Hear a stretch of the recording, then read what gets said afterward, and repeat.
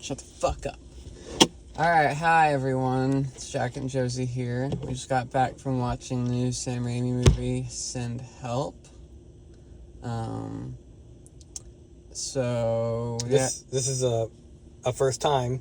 This is the first time we've ever not seen anything about... We knew nothing about the movie when we went to see it. We haven't seen the trailers. We saw like maybe 1 second of the trailer, actually. But that's about it. We had no idea what the movie was about. All we knew was that Sam Raimi's name was attached to it, so we went to go see. Yeah, we went to this completely blind. I only wanted to see this because it was a new Sam Raimi movie. And we both love Sam Raimi. I fucking love Evil Dead. I love Darkman.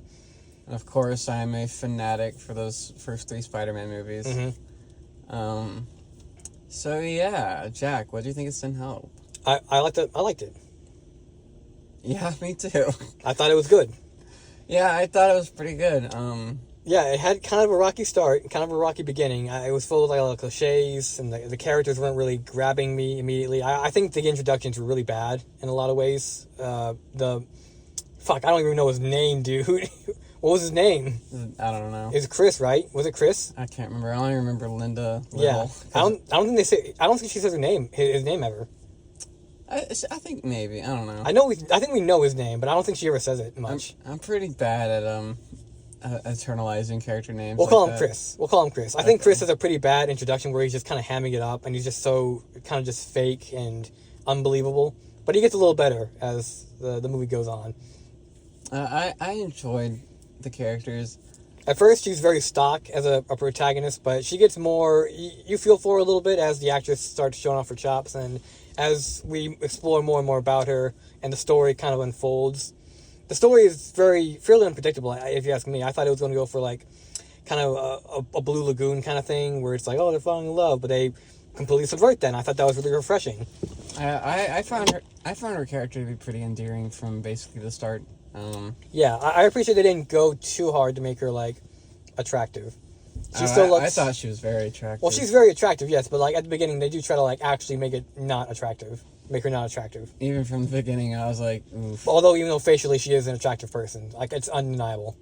What do you mean? I think facially, like, in terms of facial structure, you can tell she's quite an attractive-looking woman. Oh, yeah, I think she's very sexy. But they made a good job making her, like, vaguely unappealing. Which I appreciate, because a lot of actresses, they don't act in Hollywood just because they don't want to stop looking all perfect and mannequin-like and supermodel-like. But she was willing to go that extra mile. A little dirty, a little gross. Should we talk about the plot of this movie? I figure we should probably talk about that over the attractiveness of the main character. Yeah, let's just go. It's hard to talk about this movie without talking about the plot, because it is kind of interesting. It's about this woman who's, she's working... Her job's really nebulous, it doesn't matter. She works in an office. She's disrespected by, like, this dude bro billionaire guy. He's like a Nepo baby, kind of. Definitely has crypto investments. Yeah, he's like a commentary on, like, patriarchal, like, corporatism or whatever the fuck. Yeah. Toxic masculinity kind of commentary. It's a little tripe, but whatever. But he's undermining her. He's not going to give her a promotion. He treats her like shit. He has kind of like an American Psycho thing going on at the beginning. An American Psycho. I really like that first shot where, like, we zoom in on her mouth, little smear on her, like it's driving him crazy, like Dennis. It's such a Sam Raimi thing. When I was watching this movie, not to cut you off, but like when I was watching this movie, I was kind of like ticking off the boxes in my head of the Sam Raimi isms. Yeah. There's this other character that we don't really know the name of. He dresses like the guy from Office Space, which I thought was kind of distracting, but whatever. So yeah, he's basically a piece of shit. He snubs her on a promotion, and she kind of like just confronts him, and he's like, okay. He throws her a bone just to show that he doesn't not a complete asshole. He wants to get rid of her really, but he says, okay, come on this trip with me and my bros, and we'll see what you got, okay? And they go on the trip on their jet. He's an asshole. It's like, fucking Wolf of Wall Street, like ooh, that shit. They crash predictably. She's the only survivor. Actually, let's talk about the crashing for a minute. That was a lot of fun. The guy grabbing her in her seat, saying, "Give me your seat!" Like, damn, dude. I like how he got... That's pretty evil, just lynched blatantly. by his own tie. Yeah, that was pretty creative. That was a creative death. But, it's kind of a classic setup. They're stranded. It's like that Jimmy Neutron episode, or Blue Lagoon. It's like the game, Stranded Deep. Yeah, so it's stranded desert island. She's the only survivor. He's the only survivor. He has a broken leg or some kind of cut. I thought they were gonna do an infection thing, but they didn't. I found that a little unrealistic, but whatever. The whole movie's unrealistic. That's the point. Yeah, we'll get to that. But it's her, and it's a role reversal basically. She's in control. She knows. She's like a survival. I love it when the woman's in control. Okay, she's a survivor. She's a survivalist type. She auditioned for Survivor, apart from being really upbeat and perky. So she knows her shit. She knows how to do shit. She's competent. She's a survivor basically. She knows how to live in the wild basically. And he's he doesn't know how to do any of those things like most people would, but especially him because he's not good at doing anything for himself. So yeah, it's a role reversal, and things kind of degrade from there. You start feeling a little bit like Misery, the Stephen King movie. Misery. Yes, misery. And from there, it just keeps getting twists and turns, and there's, like I said, it almost seems like they don't develop a romance, but then one of my favorite parts is when she collapses and he just grabs the raft out of nowhere, he's laughing, it's like, fuck you, Lisa, whatever her name is. Linda, fuck you, Linda. Gets immediately, fucked up. Yeah. And then it just becomes a straight psychological horror, basically. I was actually trying to determine the genre of this movie as I was watching it, because it's not really a horror, and it's not really a comedy.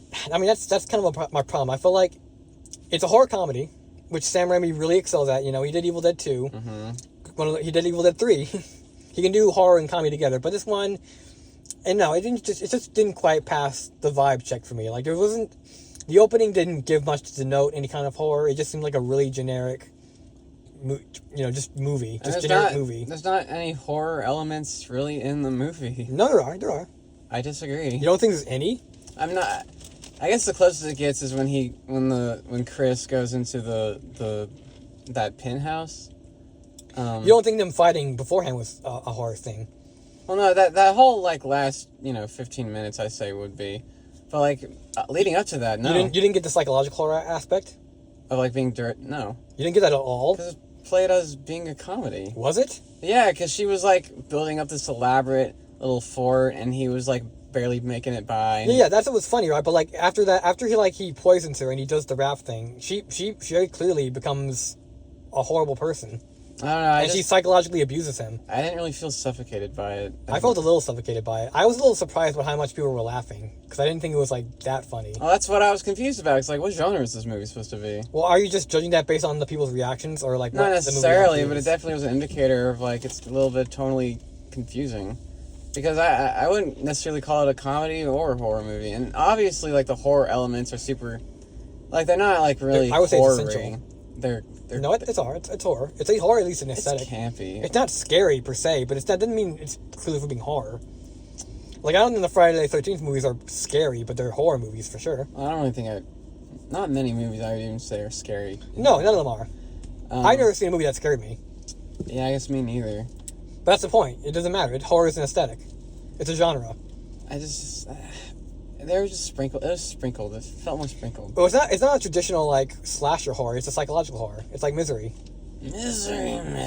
Have you seen Misery? I was at a comic book shop the other day, and I saw it on DVD, and I was this close to picking it up because I really do want to see that movie. Okay, well, Jozie has not seen Misery apparently, but it's very. I really want to though. That scene where she starts to it's almost identical to the scene where in Misery where she hobbles the rider. Okay, stop. But yeah, I felt that scene was a little, that made me a little claustrophobic. I don't know. It was confusing because the theater goers were howling with laughter, which I thought was a little unjustified. Howling. They were howling. They were having a good time, but they weren't howling. They were. Which good for them. I don't know. I didn't really feel the suffocation. I also didn't really. I didn't really feel her lead up to being kind of a crazy, clingy type of. I don't feel like that was built up all that well. She felt pretty rational and reasonable throughout most of the movie. Well, here's the thing. I can see... I never picked up any crazy lady vibes from her. It's not built... I kind of did. It's not built up that well, but I can... From what they give us, the information they give us, I think it's believable because she says she basically did murder her husband, essentially. Yeah, but, she's clearly alone. She kind of did the right thing in that situation, though. Did she, though? I would say she did. Maybe. It's more of a gray... I'll say it's a gray area, but that's not something... When she was telling that story, I was like, yeah, you get it, girl. You fucking... Well, that's one of my problems. That is one of my bigger problems with this movie. I feel like she should have been more they did too little to make her. They did too much to make her sympathetic. It's my same problem with that movie Monster about Eileen Wuornos. Make her more villainous, make her more diabolical, make her just a straight up evil person. And I feel like, spoilers, but like the ending, she kills the guy after she kills his wife and some other guy who was completely random. She kills the guy she's been stuck with, basically takes his fortune, survives, escapes the island. Yeah, I was on her side throughout the whole movie until it cut to her on the golf course. I was like, oh, well, you were on her side when she murdered his wife? Yeah. Really? Yes. That's insane to me, dude. Maybe that's just a me thing, but like I feel like I have a feeling, and call me sexist all you want, but if the genders were reversed here, I don't think anyone would make any questions about who's the wrong here. I sympathize with her position of. Well, of course you do, but who cares? Oh, I have a bad boss. I'm gonna commit first-degree murder 3 times. Isn't that deserving? You never met anyone that you just want to bash the skull in? No. Okay, then. Oh, he's rich. He's a Nepo baby. Surely he deserves to die after you starting to cut off his balls, after you kidnapped him. Counterpoint. After you killed his wife. Counterpoint. What? She's hot. So all is forgiven. So yeah, I have a problem. I think I have a feeling the movie's going to be perceived this way. They're going to see it as like a girl power thing, but... I wouldn't say... I didn't necessarily get that far. Well, hang on. You said you did you did turn on her near the end. Yeah, because she was like... I was expecting, like, she's in her element, because she clearly had an interest in... You thought she was going to stay on the island forever. Yeah. And then she's like, oh, well, all that shit she said about there being nothing for her back there in that life was... What the fuck was all that, then? Well, now she does have something, because she can take control of the company, she can have the money, she has the survivor story. That's stupid, though. Yeah, it is stupid. Like, she should have... I think the perfect ending would have been... Because she's a horrible, terrible person, and we know that. She was. She proved herself to be a horrible, terrible person by not letting them be rescued. No, by. That wasn't the turning point. The turning point for me was when she was like her. Clearly, she's made to live that kind of lifestyle on the island. She was thriving. She was happy. It seemed like she preferred that way more over living the corporate life. And then she goes back to that, and it's like. I don't know. I just feel like the movie. Where's the integrity? Where are the principles? Make no mistake, audience. I have zero problems with a movie about the villain, who's the protagonist, getting away with that thing. I have no problem with that. My problem is I don't think they did a good enough job to clarify that she is indeed the villain, and we should unambiguously condemn her for her actions from basically from the get-go, right? The second she didn't allow that man to be rescued, basically, I think she was basically in the wrong. And after she killed that person, she killed his wife, she killed some random guy, I think she became irredeemable. But you don't feel that way, do you? No. Because, he's rich, so we can do whatever we want to him, and there's nothing wrong with that. When did I say that? I know, I'm not saying that, but I feel like that's what people are going to see, because he's rich. Who gives a shit what they say? I know, This is a Jack and Jozie show, not Jack versus the world. I know. Well, that would be a great show, but... That would be a great show. I'd pay to see that. Jack versus the world. On this episode, Jack versus prairie dogs. Dan versus Dan type stuff, yeah. Not Dan versus Dan, just Dan. I'm just anticipating how this movie's going to be perceived. I can't help but perceive it as people being like, you get it, girl. Like, no, don't get it, girl. She's horrible. Nah, you get it, girl. She's obvious. She's every bit as toxic as he was. She's way worse than he was. He didn't kidnap her on an island. He was mean to her and he snubbed her for a promotion? Damn, lock him up. It's not like that's something that happens all the fucking time. I don't know. There's something cathartic about just It was cathartic. Okay, well, hang on. Well, let's talk some positives real quick. I do like the comedy in this movie. I like the part. There's a really great Sam Raimi moment where he's slumped up against a tree. She's abandoned him for the time being to get him to learn his lesson, learn a little humility. Mm-hmm. He's like, she's any second now. It just cuts him foaming at the mouth. That's a good joke. I think my favorite part of the movie was when she was killing the boar. When she was stabbing in the eye, I was smiling so big. It was a good moment. Yeah,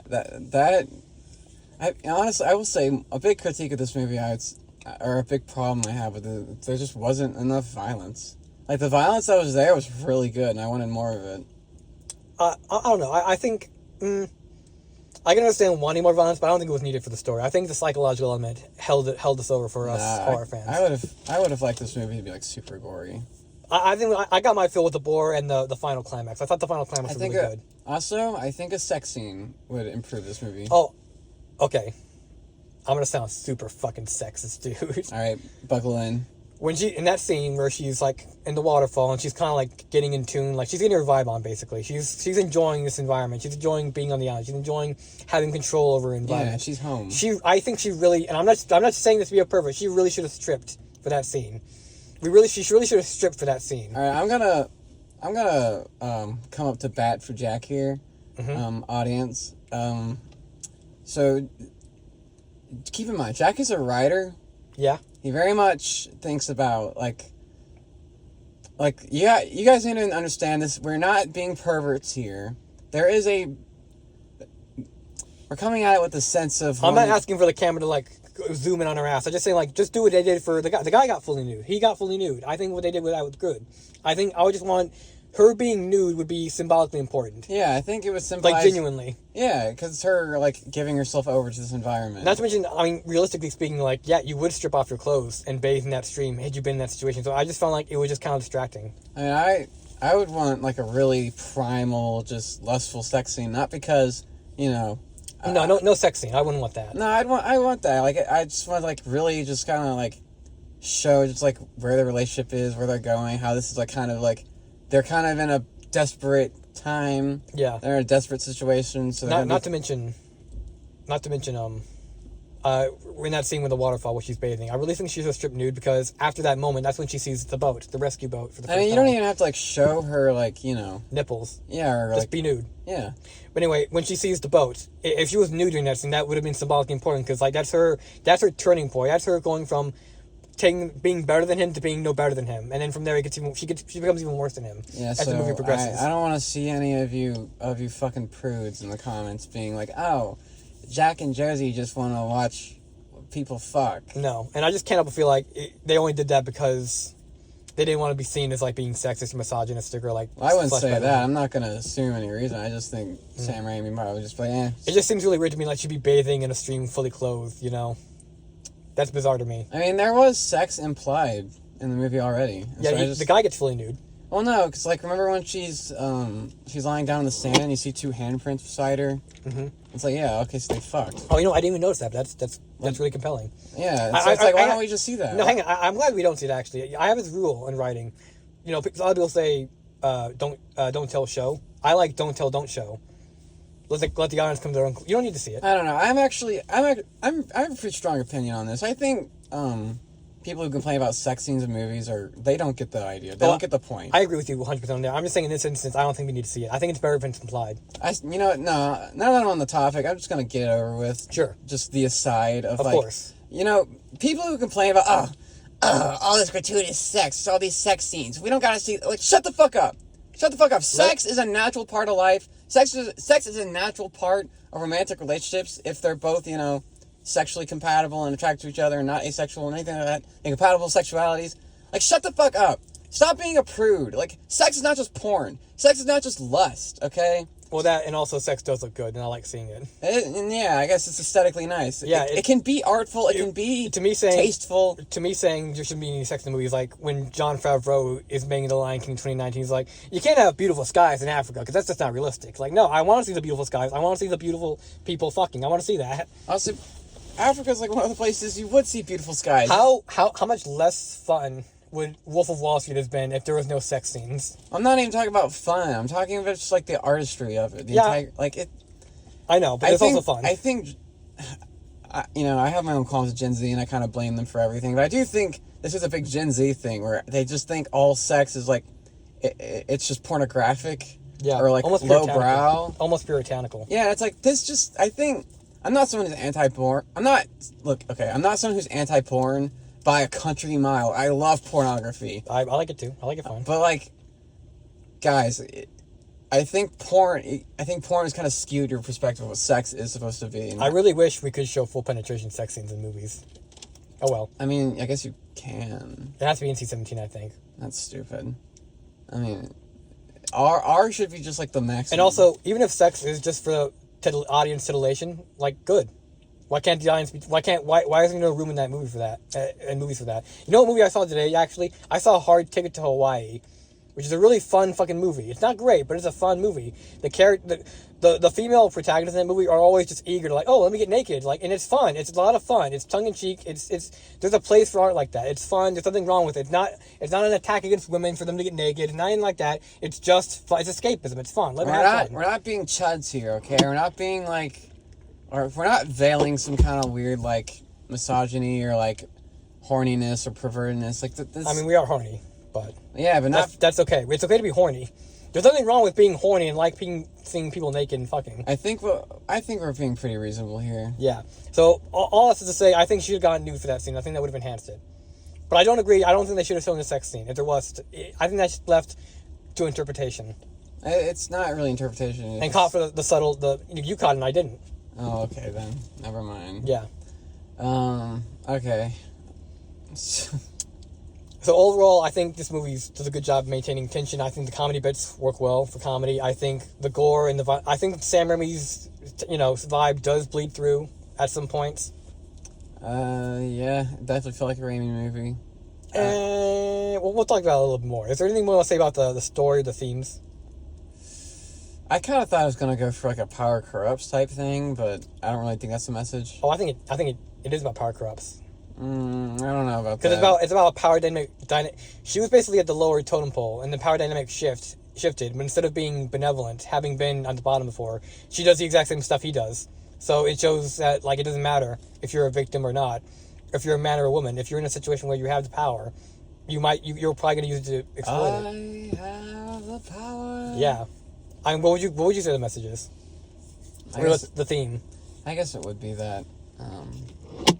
That or just like, don't treat people who are quote unquote beneath you as if they are less than human. Don't value your own self-control over like the welfare of other people, even if they're bad people. Bad people are still people, guys. Except Jack, he's not a person. I'm more of a thing.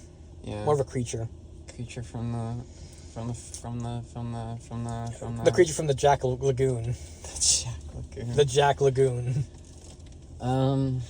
What else? I have a little bit of problem with suspension of disbelief, which kind of rich coming from me because I'm a guy with a pretty high suspension of disbelief usually. And I know this isn't gonna be explained a little bit, but like I don't know, having her like have chopsticks, having her have sushi, I find that it's a little bit hard to believe. Like and I know it's implied that she's taking that stuff from the bungalow that's on the island, but I don't know. I felt it was a little bit hard to believe what she was doing. Yeah, I think actually my favorite bits of the movie were when it was being a little bit more cartoony like that. Because like the stuff, maybe the stuff besides that, like just the generic office life, it felt very kind of lifeless a bit. For sure. Like I remember when being lifeless is okay, being bland is okay, but it was just boring. Like Severance is a show where obviously the show looks very, very stark and bleak and bland, but that's great because that's what it's going for. No, Severance is style. No, that's what I'm saying. It's stark and it's bleak and it's bland, but that's the point. It's an office environment. It's supposed to be desolate. Whereas in this case, it doesn't come across any of those things. It just seems really Severance boring. is like bleak and desolate in like an alien way. Yeah, whereas it's not familiar. Whereas the office scenes in this movie is just really flat. And like I remember like when it's doing that bit where like she has the tuna on her mouth and it's like zooming in on the guy's eye and then on her mouth. It's like it really was like, oh, there's like a huge separation between like the life, the life in the camera here versus it's almost like the best parts of the movie do the movie a disservice because it stands out from the other kind of bland way the movie's filmed and shot. I love that part though where he's in the office and he has the tuna fish on his fingers, like smell it, smell it. I love that part. That is cool. And I got to give a shout out to, of course, Bruce Campbell, who has to be in every Sam Raimi movie. Bruce Campbell was in this movie? He sure was. Did you miss him? I guess so. Where was he? Well, he was the dad. What dad? The dad. He was Chris's dad. You see him as a portrait, not in person, but you see. Oh fuck! I did miss that. Bruce Campbell's likeness in a painting, like it looks like Bruce Campbell. Maybe it's not, but I think it is. I'm pretty sure it is. Well, shit! I missed that then. Well, shit. Well, goddamn it, Billy! I missed that Bruce Campbell reference too. So I have some more problems with the movie, but not necessarily towards this movie, but more just the current state of affairs and the current state of cinema. Yeah. Let's talk about lighting real quick. Okay. They're on a deserted island. Mm-hmm. The sun is out constantly. Yes. why is it so fucking... Why does it look like they're indoors most of the time? Probably because they are. Yeah, I know. That's what I'm saying. Why are the shadows so fucking soft? Why are their eyes? They rarely squint. Their eyes should be always squinting, okay? They should be fucking... Okay, there's a scene where the guy slept out in the sun for a hot minute, like a day. He should be fucking scorched. It should actually look like he had third-degree burns, basically. That's what sunburn will do to you if you're in the sun. But he just looks kind of red. He looks like he has like a mild, like, irritation. Why aren't they fucking sweating more? They should be sweating bucket. They should be sleek with sweat. They should be caked in dirt and mud constantly. Just constantly. I mean, it would help, contribute to that feeling of the psychological horror, the suffocation. They gotta be fucking filthy. And they're almost doing that, but not to my satisfaction. I want some filthy fuck. They always have this soft glow around their bodies whenever they're out and about indoors. Like, I just don't understand why we have to make everything so fucking flat. And you rarely hear me say this, but like, CG. Like, why couldn't that board be a real board? Boars really do exist. Yeah. Why couldn't they make an animatronic boar that she kills and it blows up with blood? Why do the spiders have to be CGI? Get some fucking rubber spiders. It'll look better. And you figure Sam Raimi would really be more in favor for that too. But actually, that reminds me, because before the movie started, there was a trailer for the Mandalorian movie. Uh-huh. Flat as hell. Huh? Flat as hell looking. Well, one thing I want to say is, like, the little Yoda is like, he's a puppet. I was like, wow, I'm actually kind of impressed. Well, Disney Star Wars... Sorry to interrupt you. I'm sorry, folks, we keep interrupting each other. That's just the way we talk. We're trying to get better at it. Yeah, yeah, we've had to talk about this. But, there's this really, really weird aspect of Disney Star Wars where, for a little bit, they were, like, so unbelievably anti-prequel. They tried to do everything opposite of them. And that includes, like, just going to practical effects to almost an overbearing degree, to the point where, like, they'll refuse to do CGI even when you kind of need to. So, that is kind of... You can see it as like a plus or a minus, even though Phantom Menace... I definitely see it as a plus. Even though Phantom Menace had more practical effects shots than Force Awakens did, BT dub, but... It's just, there's more character in it. There's more... I do agree. I think the Yoda puppet does look very good. Yeah, and I was just like, wow, I can't believe a modern movie is doing this, especially one from fucking Disney. Yeah. And I was just like, I was impressed by it. But it comes from such a cynical place, though. I guess it does, but regardless. Prequel's bad. You know what? Here's my hot take. I think the prequels are better than the original. And I don't like the original Star Wars movies at all. In fact, I don't even really like the prequels. I don't like anything Star Wars. You like Attack of the Clones. Actually, my favorite Star Wars movie is Attack of the Clones. His favorite Star Wars movie is Attack of the Clones. This shows how much of a, not Star Wars fan I am. Can you, just go through the reasons why really quick? Just to up to date. The reasons why I liked it? Yeah, can you remember? No. Okay. We watched all those movies together, back to back. 6 years ago? Not close. Yeah, we were living in Oxford. Yeah, it was 2021 or 22. Yeah, so yeah. Maybe 23. No way. No. I think that was my first year in North Carolina. It was mine too. And it's because I actually never watched the Star Wars movies as a kid, so I really don't have any attachment to that franchise. We watched the original trilogy, and I was like, wow, that was overrated as hell. No, it wasn't. Yeah, well... No, you're wrong. You're just fucking wrong. Maybe I am, but if I'm wrong, I don't want to be right. And then if I'm wrong, I don't want to be right. Actually, I think we watched Did we watch the prequels first? Yeah, we watched the prequels first. Yeah, actually, I remember... my takeaway was, I feel like the prequel characters are way more of Star Wars main characters than the original trilogy characters are. I think Anakin Skywalker is definitely the main character of Star Wars ever. Yeah, that's George Lucas said that. I think he's way more interesting than Luke Skywalker. Yeah, I mean, kind of on a side note, but one of the problems with Star Wars: The Clone Wars as a consequence is that the prequel era is so, viciously torn through and stuff that it almost makes the original trilogy feel like an afterthought. There's so much other, the Martez sisters or some shit, I'm sure have more screen time than Luke Skywalker does at this point. Yeah, and it's... I don't ever think... When I think of Star Wars, I never think of Luke Skywalker. By comparison, Luke Skywalker is such an underrated character by this point. And of course, now he's character assassinated, so he's, completely eviscerated. When we got to the original trilogy, and I was, looking at Darth Vader, I was like, wow, it sucks how, this Darth Vader wasn't written with Anakin Skywalker in mind, you get what I mean. It's like watching Saul Goodman during Breaking Bad, and it's like, yeah, that's still Saul Goodman, but he wasn't written with all the Better Call Saul lore embedded into him. I guess not. I mean, George Lucas, it's kind of debatable how much George Lucas planned before he started making A New Hope. I think he had the idea to make Darth Vader, like Luke's father, like probably sometime after A New Hope, if I'm being honest. But I don't, and obviously I don't give a single fucking shit. I don't about buy the sequel trilogy. I don't buy the idea that George Lucas was literally like only had one movie planned and then like opportunistically was like, "Ooh, we can make a sequel. Let's force a sequel." No, I don't think he did that because A New Hope didn't really work as a standalone movie, like at all, if you ask me. So I don't think that was in the cards. But he didn't have it all planned out like a lot of people would say he did. For clarification, I still give Attack of the Clones like a 5 out of 10. Yeah. Like I do not like Star Wars. You probably give it a lot. That's a lot higher than me. I would actually. I think I gave Revenge of the Sith a 6. So yeah, I think that's fair. I'd say that might be my favorite. I'd give if I had to rank the movies, like give them number rankings, I'd say Phantom Menace is like a 4, Attack of the Clones is like a 3.5. Phantom Menace is like in a weird state where it's like both like a 5 out of 10 and like an 8 out of 10 simultaneously. But and then A New Hope I think is a 7. Empire Strikes Back I think is a 9, and then Return of the Jedi I think is an 8.5. I don't even remember what I gave the original trilogy movies. I just thought they were so fucking boring. You're breaking an old man's heart. Look, okay, and I'm able to like consume old media. Actually, most media I consume is old. Eh. What do you mean, eh? I don't know. How much old shit do you really watch? A lot. Like what? Oh, I was about to watch Kentucky Fried Movie the other day. Oh, that's true. I didn't watch it though. Yeah, exactly. I chickened out. I was like, I don't want to watch it. I don't know. You haven't watched all the Dracula movies yet. You haven't watched all the Hammer movies or the Universal movies. You haven't watched... I forgot that's the bar.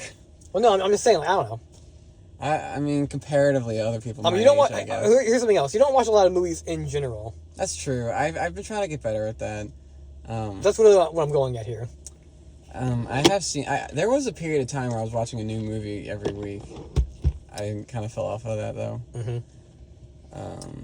But fuck that. We're not talking about Star. This movie's not about. This video's not about Star Wars. Okay, this is about getting help. Send help. Get help. Whatever the fuck. This is like we've been like fucking up the title of the movie. It's both. It's both. It's get help. It's getting help. It's send help. It's fucking I don't know. Help us. Remember the title. Please help. Please help us. Please. Heppel. So yeah, I mean, getting back to the point of aesthetics, like there's so many, just things that are just standardish for Hollywood nowadays. So I think just really holding this movie back from being like a total Sam Raimi, like that climax where they're beating the shit out of each other. That was begging to be like an 80s, a scene from an 80s movie. Or yeah, I was expecting more. Like, what? Expecting more. No, I think it was good enough. I think it was enough action. I'm just saying, like, that scene, like, it gave off such 80s vibes, if you ask me. 80s horror vibes. When we saw like the chunk of her hair missing, like, yeah, I was like, oh damn, it's about to go on, and they didn't go full throttle with it. What do you mean? Like, I think you gotta account for like your tolerance levels for stuff like this. My tolerance level. You have a high tolerance for stuff. You have a high hunger for stuff like this. That's true. I'm a little bloodthirsty. For me, I'd rather have like a 10 or 15 minute like really good, fast-paced horror scene than something like dragging out the action. I think they did a good job. I don't know. I kind of wanted Chris to like pull out her eye. That's what I thought was gonna happen. You have the cool. I mean, that'd be a little unrealistic because they have the whole movie's unrealistic. No, you can't go all the way. Yes, you can. No, you can't. Sam Raimi. No, you can't go all the way. You have to like have a little bit of real. Even the Evil Dead. I protest that. I think going all the way. Did you see the movies? Did you see Evil Dead? Yes. You did? Yeah. Did you actually see Evil Dead? Yes. You never told me? Yeah. Since when? A while ago. When? I don't know. Okay, hang on. Well, shut the fuck up. Why have we never talked about that before? What did you think of the first Evil Dead? I thought it was great. What do you think of the second one? Good. You thought the second one was good? Yeah. Okay. What? Well, that's really weird. The third one? Fun. I mean, Evil Dead 2, I mean, okay, you don't the third one's like just fun, okay, I can understand that, but like Evil Dead 2 is like, that's like the Terminator 2 of horror movies. I think 1 might be my favorite because I just really like and granted, I haven't seen like the original, like I've seen the George Lucas version. Yeah. I don't really know if there's a way to watch the original, but you can watch a DVD. But if your movie sucks and that's not good enough for you, you want to have it on Blu-ray for some fucking stupid reason. I love Blu-ray, but yeah, I liked it. I like the homemade feeling of it so much. I can definitely appreciate that, and I can definitely see that why that Evil Dead 1 would be your absolute favorite. But I don't know. I feel like Evil Dead 2, like it's like there's like at least like man, that's great. It is great. Okay, but it's just I don't know. I'm a huge sucker for just like amateurly made things. Yeah. I mean, my like fourth or fifth favorite movie of all time is Night of the Living Dead. Like Evil Dead 2's production jump, I think, is just like, it's impressive. I like it, but it's like, There's something charming about the first one. It just sounds like your same argument for like why the Danzig era of Misfits is better than the Graves one. It's like, oh, it's So that's why I like it. It's more. less produced. Well, hang on. You said the other night you actually do prefer the Graves. I do prefer the Graves era. Okay. I just You're really flip flopping on me here. Okay, well, I specifically flip flop between liking Graves or Danzig era Misfits all the time.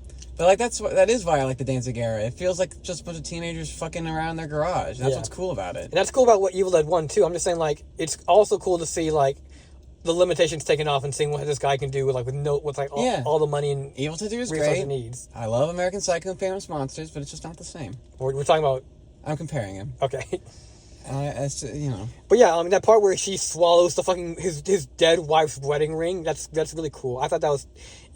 I mean, obviously, Sam Raimi was very heavily inspired by slapstick comedy like Three Stooges. For me, you see that in that scene. When I watch things like the first Evil Dead, because I don't consider myself a filmmaker, but it's something I really have a lot of fun with doing, like with music videos and stuff. Yeah, I would say you're somewhat of a filmmaker. I love making like props. I love like practical effects. I really like. I always think of like how would I make this if I could, and like you just like being in the fray of like a weird location, like just shooting stuff, like action. I like doing the production stuff. I like making things, and so like Evil Dead, I'm like, oh, I could have made that. Yeah, I could have done this. Same with Night of the Living Dead, even though we couldn't have made. We can't make that, right? Not, like that's. I don't mean like, oh, I could have. Oh, I could do that. No, I'm just like I see like the oatmeal coming out of the dude's arm. Yeah, and I'm like, dude, I could do this. Yeah, I could make a movie like this, and that's why I just love it so much. You know, that's why I like a lot of the things I like, because I kind of see myself in it. Yeah, for sure. But yeah, there's some Evil Dead moments kind of like trying to shine through in this movie, but I feel like it's kind of like bogged down with like the same watered down Hollywood factory mode. Yeah, Jack's of the opinion that Sam Raimi is a bit of a corporate director. Well, he has in recent years. I think he kind of flip-flops. He directed, maybe. I feel like this was closer to a passion project, because I think the script was really good. I really enjoyed this movie. He did Oz the Great and Powerful, so he did. I have seen that movie, and it's and he did Doctor Strange Multiverse of Madness, which isn't I don't think that's a bad movie. But I like that movie. That is definitely a product movie. I like it a lot. I do like it though. I thought that was a nice 7 out of 10. That was also one where like the Sam Raimi-ness is like shining through. Mm-hmm. Unlike other directors like it's a really violent MCU movie. Unlike it got really morbid. Like I love the cape made of souls. I love I really like this shot of Scarlet Witch. I forget the specifics of the scene, but like Scarlet Witch is going to like a tunnel and like you can see her eyes glowing red. She's like a horror monster. Yeah, that scene where she kills really cool. Reed Richards and all the gang. And like Black Bolt like blows his own brain out. What mouth? Yeah, that was cool. And the zombie Doctor Strange, of course, that's cool. Yeah, it was cool. What do you think of the jump scare in this movie? There's a jump scare with the boar. No, when she's hallucinating the dead wife. Oh, it was I mean, he's very Raimi, but just whatever. I mean, I'm not opposed to jump scares, like on principle. I thought that was a good jump scare. It didn't get me, but you know, it was okay. Well, no, that's fine. It's still good. By the way, yes, I know. I'm aware that she's not married to him. She's his fiance, but functionally, she's no different from a wife. And she's not a bad person at all, but like she's just killed. Well, no, yeah, you know. Yeah. Oh, by the way, this isn't really relevant, but me and Jack were separated for the movie. Yeah, we came in a little late, I guess. This movie's been out for like 3 weeks or so. Well, we are recording this on Valentine's Day, so maybe it was a really popular Valentine's Day choice. I guess so. There's kind of a romance angle, weirdly enough. But the only seats available were like one at the front row almost, and one at like the opposite corner back row. With a broken seat. Well, you want me to take? I'll take H1 and you take D5. Yeah. And we watched it separately. I had a really good seat though. Did you? Yeah. Well, how'd you feel about the audience? Because they were quite active. Yeah, I mean that's kind of part of the course for horror movies. They always feel like they need to talk after like a big moment. So were you bothered by it? Yeah. Okay. Yeah, I mean, I'm always a little bothered by that. That's just part of the course. Like, people feel the need to talk after, like, a really big moment happens. Like, oh, man. Oh, sure. Yeah, I don't mind people reacting when it's appropriate. Like, laughing at funny bits and all that. There's no need for you to ever say a word in a movie theater. Yeah. But horror movies especially, I think, invite people to, like, just say, like, whoa. You know, like, of course. Whoa. Yeah. Cowabunga, dude.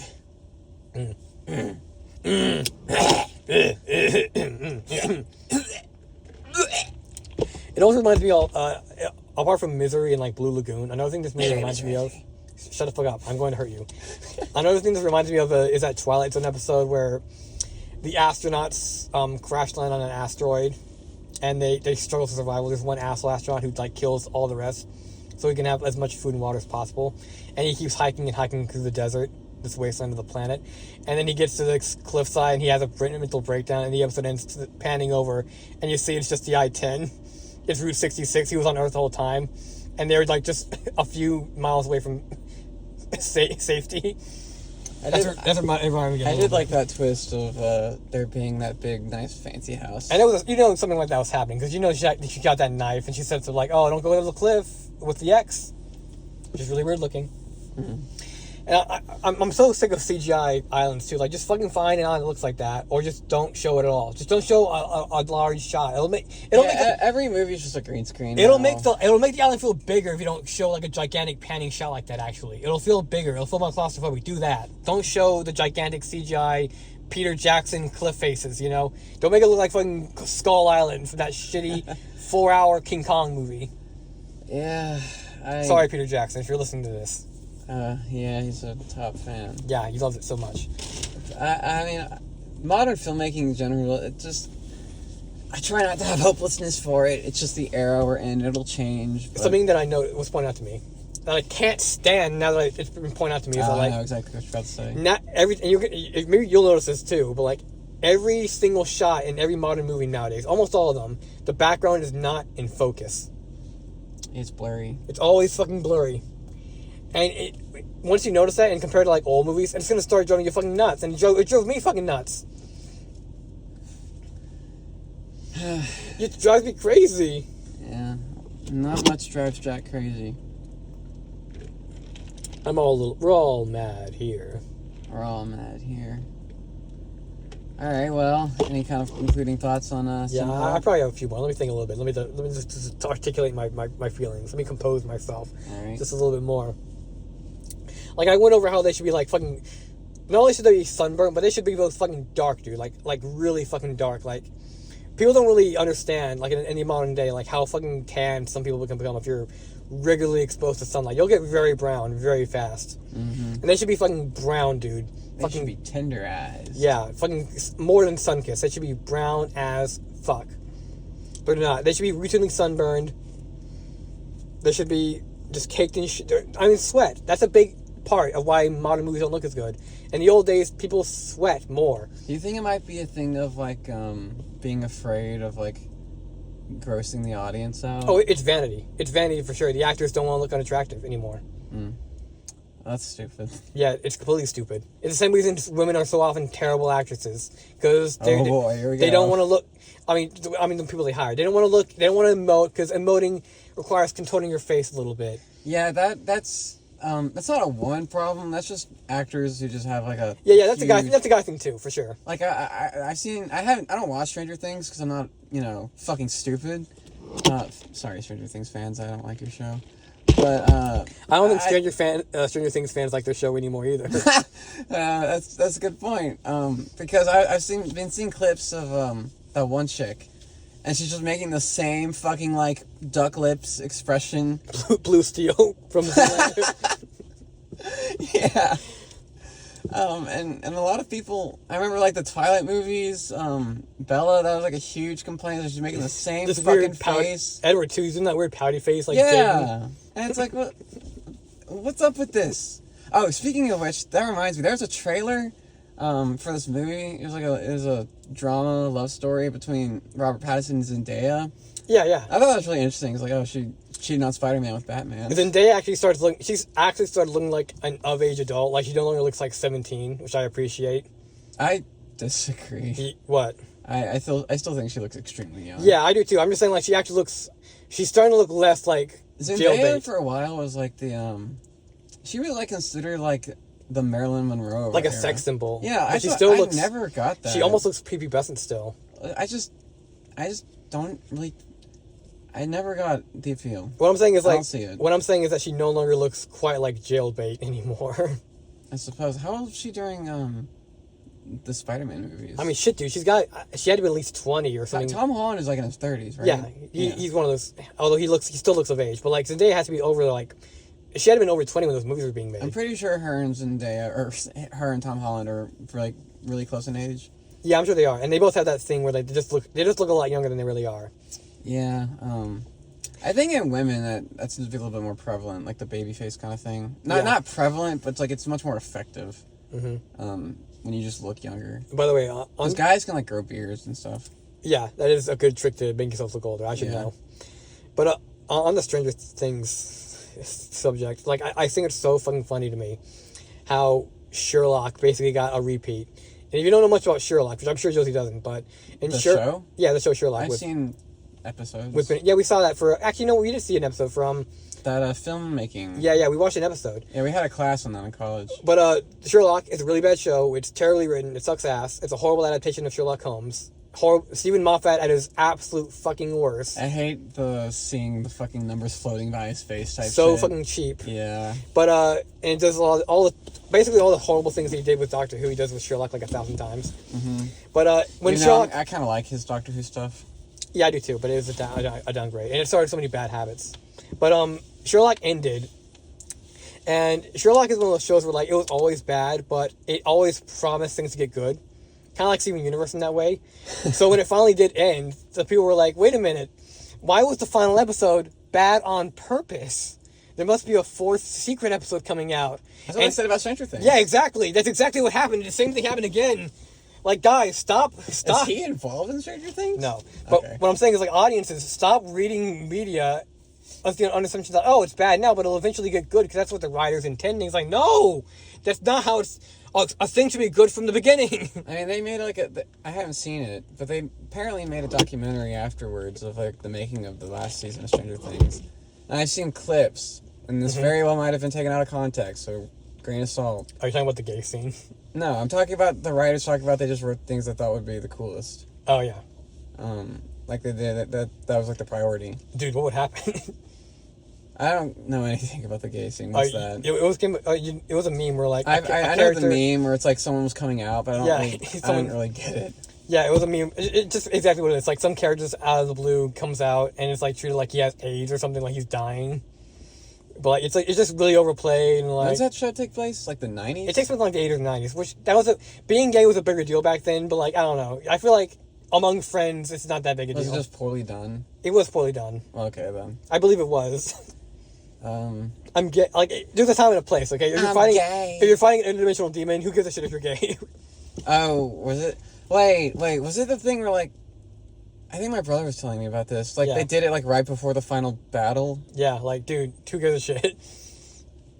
Okay, now, actually, I see where it's coming from more then. Because they might die, so we might as well just get it out there. I don't know, but, like, it was just really kind of cheap, kind of corny. I mean, if I was... I'm not gonna lie, Jack. If we were about to die, there's probably some stuff like, okay, Jack, I gotta get this off my chest right now. Why?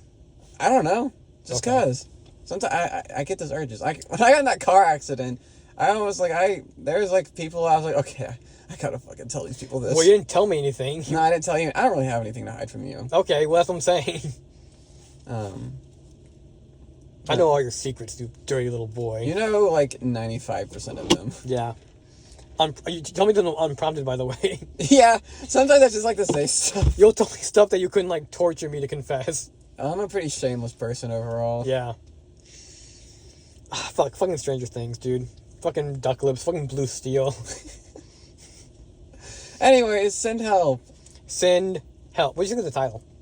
Generic. No, actually... Easy to forget. We couldn't figure it out. I'll say this. In terms of, like, the minimalist horror titles that have been, like, way too prevalent these past few years, if you ask me, this one's a little bit better, because it does tell you something about the movie, whereas I feel like a title like Us, or Them, or Him, or We, or... Nope. Coincidentally, those titles all... I don't care. All Jordan Peele movies. Sorry, Jordan Peele. Those movies all fucking have shitty fucking titles. I don't know where you're going for that shit. I don't think I've seen a single Jordan Peele horror movie. I sort of saw Get Out, which is okay, but whatever. What's the one where it's like this white family like is like mind controlling a bunch of black people to like act like slaves or something. I think you're talking about Get Out. Okay, I want to see that movie. I mean, it's okay. A little on the nose, but it's a good thriller. I want to see the one about the monkey who kills a bunch of people too. I am vaguely interested in that, actually. I'm actually really interested in stories of monkeys going ape shit. Yeah, it's really fascinating. Get it? Ape shit. Ape shit. Even though monkeys and apes are technically different things. Yeah. If you didn't know that. If you knew that. By the way, I'll never forgive Jordan Peele for, like, ruining Twilight Zone a second time. Oh, yeah, you told me he did something to the Twilight Zone. Which I don't know why. I don't know why all modern Twilight Zone has to be fucking terrible, but whatever. Boom, boom, boom. So what you can give Send Help out of 10? I liked it plenty. I can't really imagine a scenario where I'm going to hankering like, oh man, I want to watch this again. But I think as it is, I'll give it a 6, maybe a 7 out of 10. But I'm really leaning towards that comfortable 6. I was thinking 6 or 6.5. Yeah. I don't regret that I saw it. I feel like my time was not wasted. I feel like it was worth the ticket. I felt tense all the way through. I think the emotions, it made me feel the things it wanted me to feel, and I think that's very much worth considering. I enjoyed it. It was just a nice little movie. I felt suspense. I felt tension. I felt kind of distressed. I did kind of like feel claustrophobic when he was ready to chop off his nuts. And I kind of wish they did chop off his nuts a little bit. Yeah, well, that entire scene, I was thinking, man, why aren't they showing it? And then I was like, oh, okay, well then. Yeah. Sure. Well, I think they should have shown her killing them. Like, they do show her killing them, but they needed to show it in the moment. Yeah, I think having that whole flashback was kind of like lame. A little.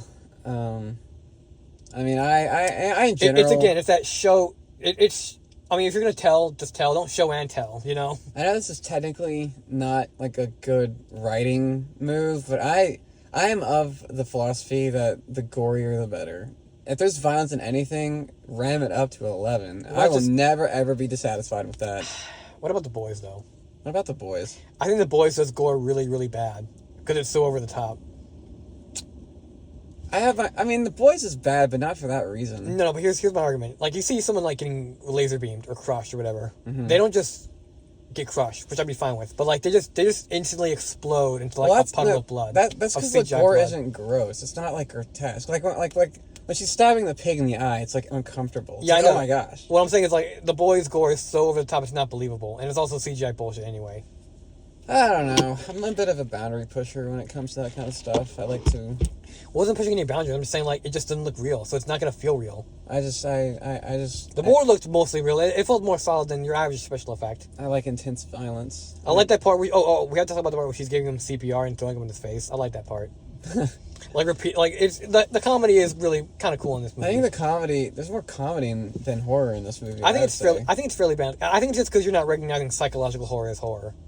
No, I know what psychological horror is. I like psychological horror. Well, the movie's full of psychological horror. I guess it just didn't affect me, and that's why I just didn't register. Well, it's there. Okay, then. I didn't... Maybe it's my fault. Everything's my fault. I think my parents divorced. Yeah, it is. Fuck, I wish your parents were divorced. They really should. But you do have a high tolerance, I think, in general. Well, most movies I consume are horror movies, so... Now, I must confess to you people, although I'm a huge horror fan, I don't care for being scared or disturbed. I just like horror mostly as an aesthetic. I wish I could get back to that. It's a bit of a high I've been chasing ever since. Yeah, I'm not that way. Like, I love the Human Centipede movies. I love the Slaughter Vomit Doll movies. Like, I can definitely appreciate a movie like Human Centipede or like When the Wind Blows or stuff like that. Movies are like just... I can't be scared, but I can be disturbed. And I like being disturbed when it's done really, really well. And I do like it. But overall, when I like horror, I like spooky shit. I like castles and cobwebs and vampires. Too. That's what I like about horror mostly. That is something I feel like we're lacking in modern horror. I will say, I think people who complain about, like, quote-unquote edgy stuff like that, or, like, you know, I think people like that are fucking lame. Like, people who think, like, oh, Serbian film shouldn't exist. That movie shouldn't exist. Why would it not? I mean, I'm not a fan of Serbian film, but I'm not going to say it shouldn't exist. I don't think there's any piece of media you can point me to, like, that shouldn't exist, unless, like, you really get really, like, what about Birth of a Nation should not exist? I'm like, well, it's got some technical achievements, but I think people who are uncomfortable by art. Like, it should be uncomfortable. Art that inconveniences you. Like Guess what, gang? Art explores emotions and sadness and horror and disgust and uncomfortableness. Those are all emotions. And also the human condition. Like, you think shit in the Serbian film just doesn't happen in real life? It does. Honestly, I haven't seen Serbian film, but if the things about Serbian films are to be believed, I'm sure that shit's probably watered down compared to what happens in real life every day, I'm sure. Yeah. And the fact that, like, you can't swallow that, this is more about you than it does the movie. Yeah, they did a study, actually. They say people who have really dark senses of humor are more emotionally well-adjusted. That makes perfect sense to me, because, like, if you're able to deal with dark shit, yeah, you're going to be a well-adjusted person, because guess what? The world is full of dark shit, and if you can handle that through humor, you're going to be better off. I wish I could say the same applies to me. Well, it's not universal. No. I think that's the thing for me. I don't know. An artistic achievement for me would be to make something just as disturbing, if not more so, than, like, Yeah. Human Centipede. There's this quote from a Sith Lord in Star Wars. You fucking incel The nerd. guy, he basically says, if your art inspires no emotion in people, then you've made nothing. I agree. Base Sith Lord. I mean, art is about expression. Yeah. It's about the human condition. And if you're expressing nothing, if nothing's being provoked, then, like, yeah, you kind of failed. Mm-hmm. I really do wish, instead of just making him like a really lame, loser, wimp character, they made him almost like more of a Patrick Bateman type character. They did it a little bit, but like, he's mostly just like a wimp to be made fun of. Nice. Let's see Paul Allen's card. Yeah, let's see Paul Allen's card. By the way, American Psycho, another overrated movie. I think it is a little overrated, just because I think it's so highly regarded, but I think it's a really strong movie. I didn't enjoy it. You didn't I don't really understand why it has such a cultural grip, especially right now. Because I don't even really think it's... Because a bunch of idiots. Well, it's not even like... It doesn't even really come across as hyper-masculine. It just... You know? Like, it's not macho. I think it does, like, speak to a lot of people, and, like, I feel like at some point or other, you sort of relate to Patrick Bateman, because, like, we all are kind of in moments where, like, we don't feel like we fit in at all, and we're just putting on a show. And we just feel like that scene where he's walking down the hall, listening to music, he's like, what? Like, I think we can all kind of relate to that a little bit. Oh. Let's see Paul Allen's card. Oh my god. You got a watermark. I'll say that. Like, if anytime I say nice or oh my god, I always highlight it by saying the following line afterwards, and it never fails to get a laugh out of people. Yeah, it's so fun. Yeah. It's a funny movie. It is kind of funny. I guess it's a very memeable movie. I like... what is it? I like executions and murders. It's like, you like legislations and mergers? Acquisitions and mergers, that's what he says. The moral of the story is that Parallel Lines by Blondie is a pretty good album. Oh yeah, sure is. You listen to that album? Oh, I hear it recommended by Patrick Bateman, isn't it? Is it? No, I'm talking about Sin Help. Oh, okay, never mind. I thought you were talking about the fucking song in American Psycho. That No. One way or another, it's off a Blondie album called Parallel Lines. Actually, I have a Zombina and the Skeletons poster that parodies that. Dude, we've made a horrible mistake, dude. What? There's someone else very important we haven't talked about. What? Danny Elfman. What about him? He did the score for this movie. He did? Yeah, right? What? Yeah. How the mighty have fallen. I know, right? Danny Elfman does nothing but corporate shit. Now, I can't even... Now, there is, like, a few, like, kind of small melodies that feels kind of Danny Elfman-ish. He's like, there's, like, some, like, kind of chant, like, kind of, you know, Tim Burton, from his Tim Burton kind of era. But other than that, it's just very stock, almost no music at all, kind of. Very generic, kind of overbearing music. There's a lot of scenes where the music is playing, and, like, the music doesn't need to be there. It doesn't need to be there. That's insane. I know, right? I can't even remember the music. Yeah, I mean, there wasn't much music, to be fair, but, like, what was there was, like, just very generic.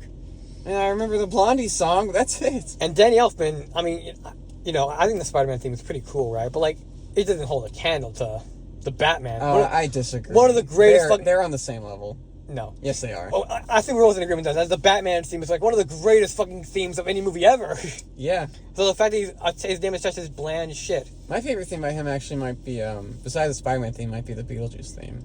Oh, yeah, he did do that. I fucking love the Beetlejuice theme. That one fucks, dude. It's so whimsically spooky. Beetlejuice is a goated movie. Yeah, I love Beetlejuice. It's my second favorite Tim Burton movie. What do you think of the sequel? We saw that together, didn't we? No, we didn't. Oh, no, yeah, I saw that with my brother.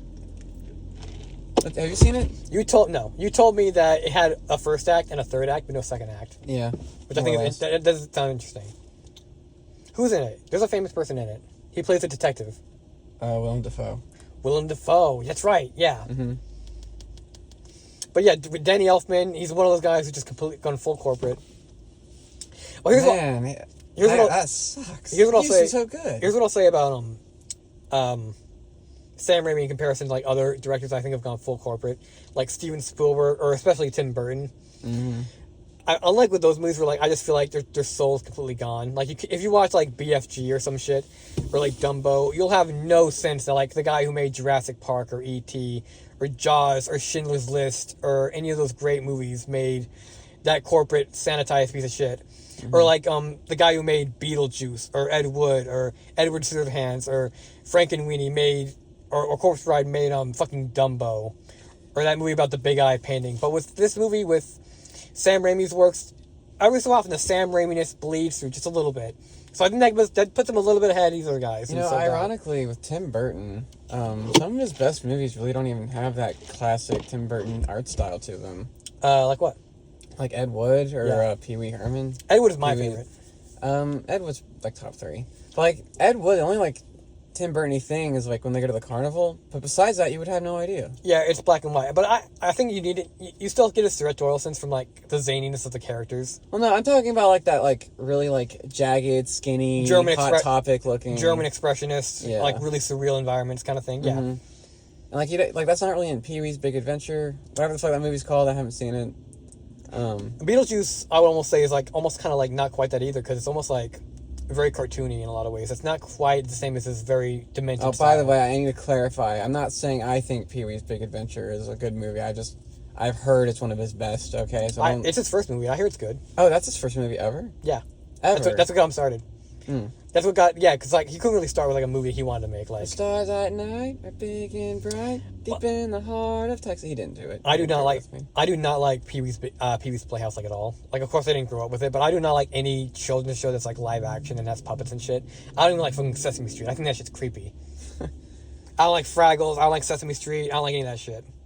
I guess I can kind of relate. I didn't really watch those kind of shows as a kid either. Those shows that take place in like a nightmarish, fun, quote unquote playhouse where everything looks demented and like weird and creepy. Something you'd only be in a dream. Something that looks made to horrify people. like fucking Colby. It's like a fun house, like you see at a fair. Yeah, like a creepy, just something like not meant to be seen. Mm-hmm. Purposely disorienting. Yeah. But yeah, I'm probably never see Pee-wee's Big Adventure, but I hear it's a solid movie. I think I will one day. Well, what about Edward Scissorhands? Does that not have the Ed Wood style? It does more so. It does more the Tim Burton style. It does more so, but like, I mean, Nightmare Before Christmas, I guess, is oozing with it, and I love that movie. Even that's not really a Tim Burton directed movie. No, but like that's definitely for sure. That's the archetypal. And also with Edward Scissorhands, like kind of the point is that Edward is supposed to stand out, so it just kind of makes sense that most of the movie wouldn't have the grim aesthetic, just demented. Only Edward would. Just like how no, I really want to though. It's a good movie. Just like how Nosferatu is the only German expressionist element in his movie, like so is Edward Scissorhands kind of. Although there's like Vincent Price in that movie, and there's like a castle scene. In Nosferatu. No, Edward Scissorhands, dude. Vincent Price in that movie? Isn't Vincent Price in Edward Scissorhands? Doesn't he play the doctor? I don't know. I haven't seen that movie since like 2019. I mean, Vincent Price wasn't a Tim Burton movie.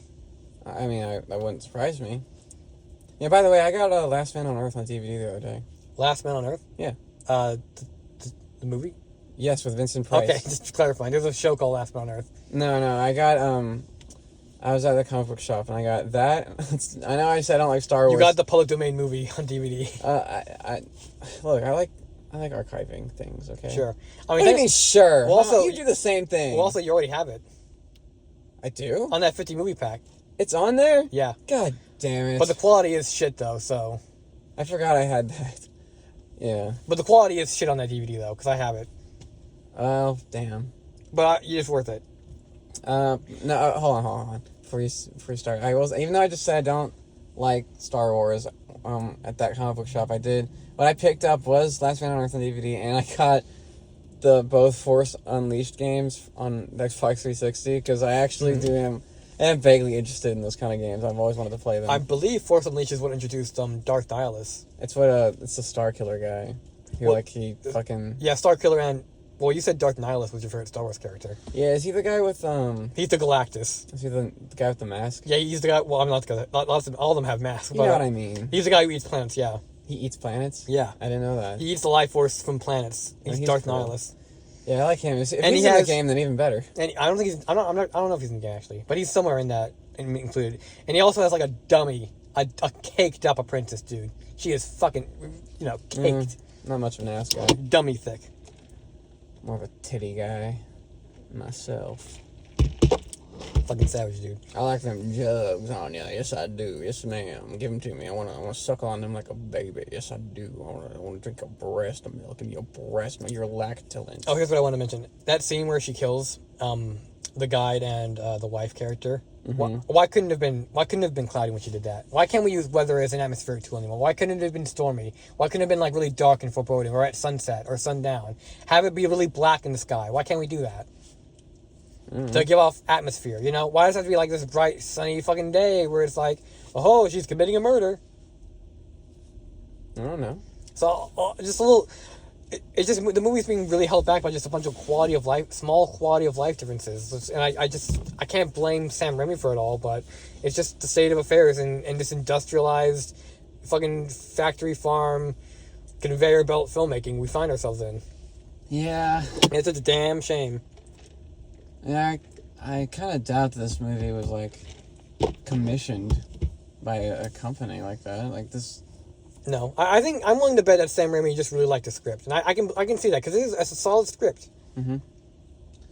What did he do before this? Didn't he make some crocodile movie? I don't know. Well, let's look it up just to be sure. Let's take a little gander. I don't take looks. I take ganders. Bro takes ganders. I take ganders. I sure do.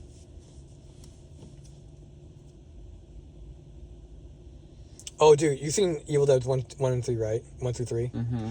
Have you seen the show? No. Dude, you gotta see the fucking show, dude. Why? It's one of the fucking most fun shows ever.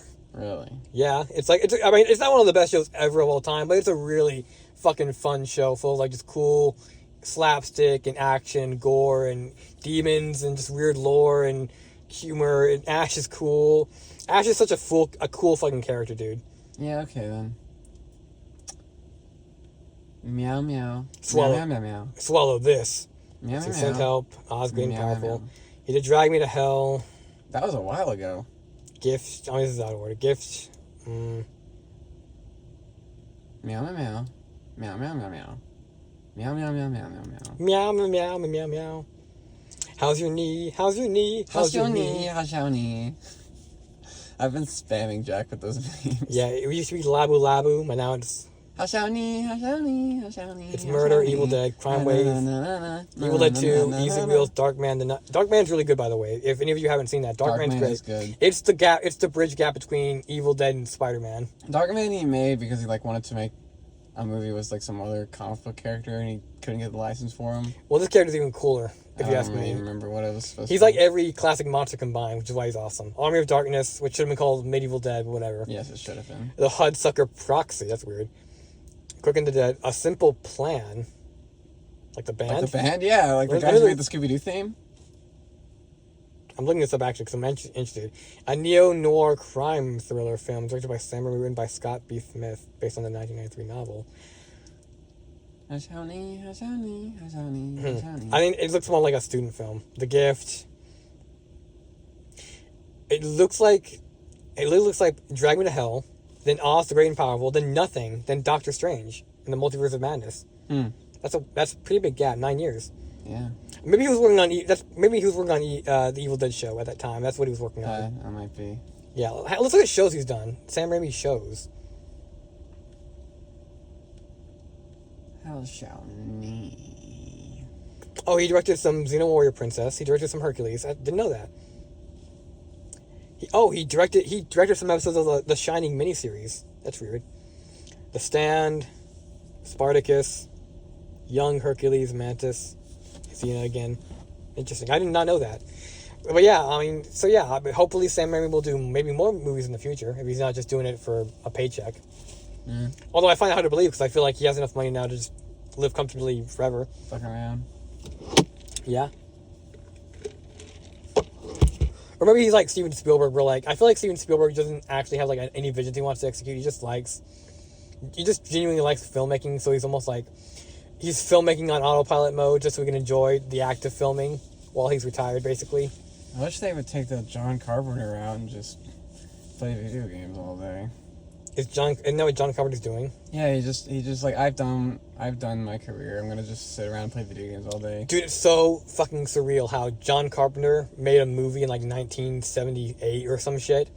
A movie that was old enough to be like have one of the first video game tie-ins with Atari, and he's currently right now playing like Red Dead Redemption and some shit. Yeah, that must be so fucking surreal because he was a grown, like late 20s at least when Atari was a big thing. he's our age. Yeah, at least our age, and then now he's living to see Red Dead Redemption 2. That's an insane being able to see that progress. I made Jack play Red Dead Redemption 2, and he got like 2 chapters in. Yeah, well, I got really distracted just killing people randomly and like paying off the bounty. Yeah, and I was like, you are really missing the point of this game, Jack. And then you got mad at me because like I couldn't find like all the Bigfoot and shit. Bigfoot? Isn't there Bigfoot in the game? In the first one, not the second one. Oh, okay. I didn't get mad at... What did I get mad at you for? You were like, you're not finding all the cool nuances, dude, like Bigfoot. I don't know, maybe I'm misremembering. I don't know about Bigfoot. Bigfoot. I can definitely imagine myself getting mad at you for playing that game. He couldn't figure out how to fucking use the camera. Well, yeah. He didn't know how to look around. I don't play games, dude. It's so weird to me. I've been playing games ever since I can remember. So it's just like... I am not a gamer, dude. I know Minecraft, I know Lego Star Wars, but that's just about where it ends. Yeah, Jack has, like, he plays retro games. I play a little... I play some retro... I'm not like a retro gamer, but I play some retro games. I have a mini NES and a mini SNES that are like plug-and-plays. I like playing Super Castlevania 4, and I love playing Super Metroid. Yeah, he's into that kind of stuff. I love playing Castlevania, like, 1 and 3. I don't like Castlevania 2, though. I made Jack play, Arkham Asylum, I believe. That was kind of fun. What else did I make you play? But I'm not good at... I don't like all the controls. Yeah, Jack just doesn't like those kind of modern 3D games. Well, my brain's just not really used to it. I feel like you have to be kind of like you have to like grow up into that to like be able to like multi-navigate so many like different It's options. not that complicated, man. It is if you think about it. It is. Like no, it's not for you. That's what I'm saying. It's not for you because you grew up with it. But like if you don't grow up with it like I did, I mean, not everyone who plays video games grew up with it. Like I've seen old people who play, like John Carpenter. He's able to play video games. Yeah, I know, but he's adapting to it over time. Like I'm not. You saw me like literally like the first time I ever played like I picked up a PS4 controller, whatever the fuck you It's have. so funny. He'll like look down. I'm like, all right, now press X. He like looks down to find X. Dude, it's so funny to me. Hogan did the exact same thing when he tried to get me to play Halo. Like he was like I was in his gaming chair and he's like has his hand on like the seat. Like, okay, now look up, and I'm like, for y'all who Jack for looked, real, he for looked real. up, at the ceiling. Ugh, you're such an idiot. I'm not an idiot. I'm just not a gamer, dude. I love you, my Look, love of a little idiot. You can only be good at so many things, okay? I put all my chips into writing, okay? And I'm not even that great at that, so let me have this. Yes, you are. Shut up. Okay, I am. You were literally telling me the other day about like how your shit is so much better than all the other people things, and you should get the one. I think that, but it doesn't make it true.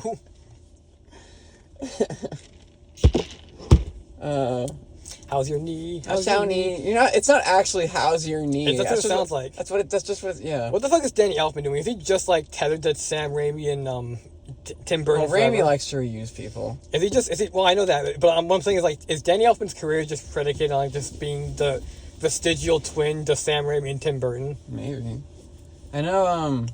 Speaking of John Carpenter again, there's like a funny quote he said where it's like, "Oh, I love when people reboot my shit. So all I gotta do is just stand outside and open up my hand, and a check flies down into it." Yeah, he did the music for Multiverse of Madness. Really? Yeah, I know the score doesn't sound like him. MIB 2019, Dr. Dolittle, Dumbo. Grinch. They made a Men in Black movie in 2019. Dude, he did. I forgot to mention this because I did see the movies, but wait, hold on. They made a Men in Black movie in 2019. Yeah, they rebooted it with Chris Hemsworth. I had no idea. I totally forgot to mention this because I didn't know this because I saw the movies, but he did the soundtrack for 50 Shades of Grey. Oh my gosh. Trilogy. You know what? Let's speaking of that, I think today Wuthering Heights came out. Yeah. And I saw a tiny little bit of discussion about it online about apparently it's being turned into like a BDSM movie. Oh my god. Yeah, and like, so I don't really. I think I read Wuthering Heights for college once, and I don't remember anything about it. But from what I've picked up, it's like about an abusive relationship where the girl's getting abused, both like physically and sexually. Yeah, you really don't want to make it a BDSM. Yeah, apparently in the movie they made it like they twisted it where she's like secretly like deep down enjoying it. Ooh, you can't do that. Yeah, that's not good. That's not good. And apparently people are not happy about it, rightfully so. Justifiably, yeah. That's not cool. That's it's really. I just think it's funny. It's like someone found the story of abuse. It's like, oh, I know what to do about this, and he turned it into like a kink thing. Yeah, I mean, it's like Dracula. What? I feel like they did that with Dracula, sometimes.